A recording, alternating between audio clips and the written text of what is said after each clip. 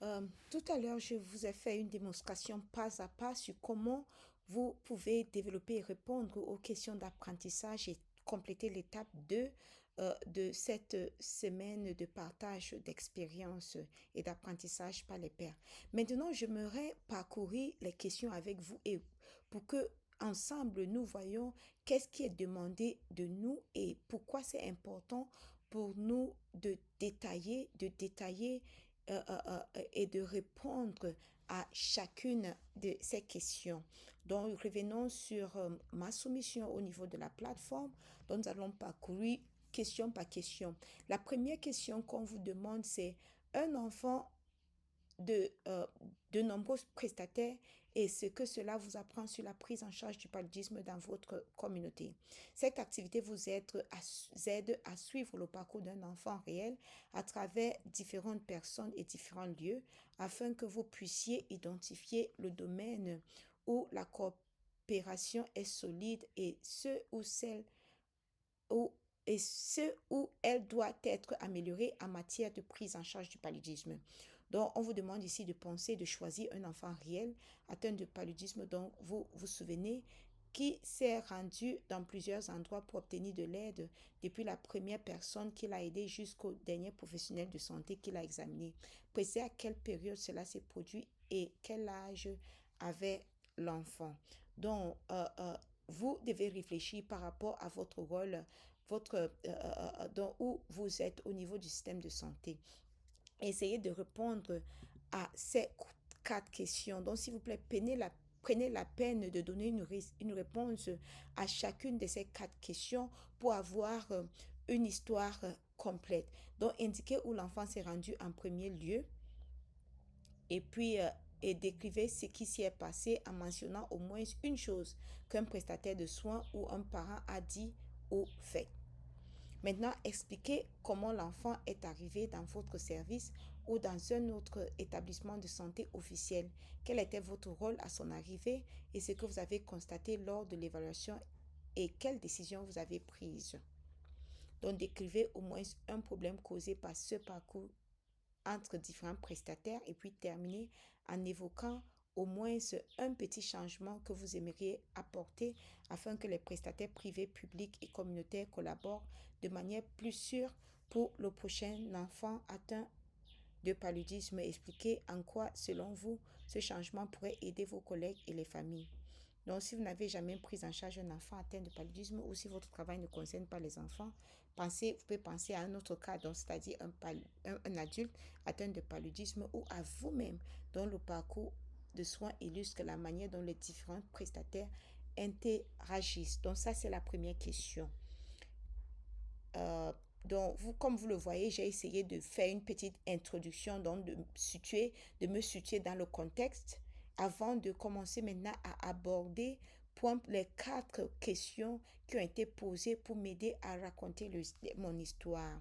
La deuxième question, c'est une relation avec un prestataire privé ou informel et comment vous avez essayé de le faire évoluer dans le cadre de la prise en charge du paludisme. Donc, c'est la même chose. Prenez le temps pour lire et essayez de répondre aux, aux quatre questions.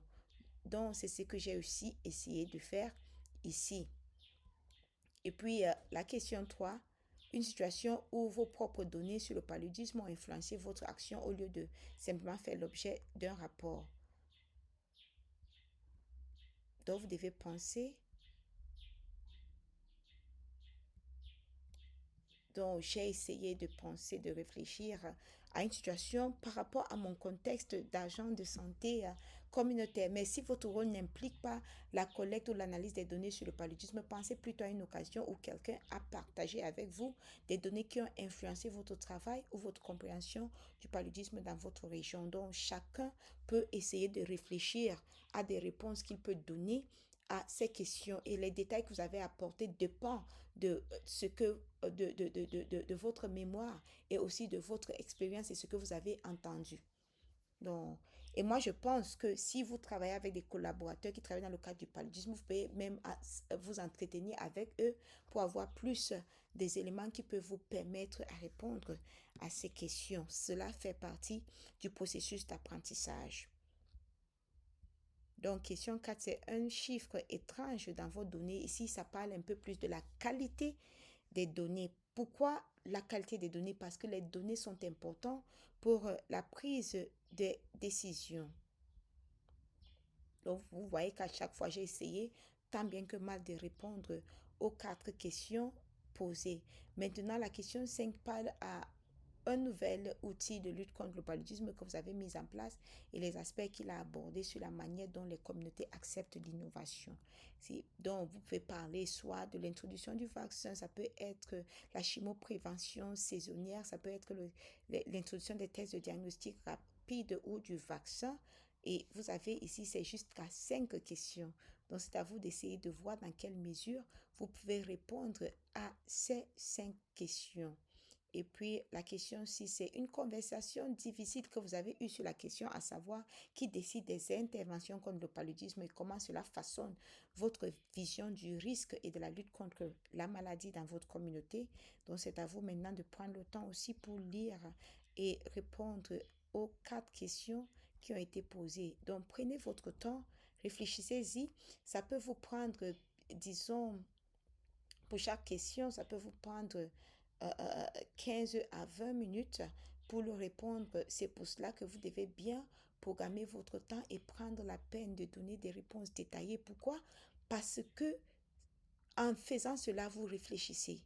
Vous pouvez en tirer des leçons apprises et des actions que vous pouvez prendre dans l'avenir pour résoudre certains problèmes et défis.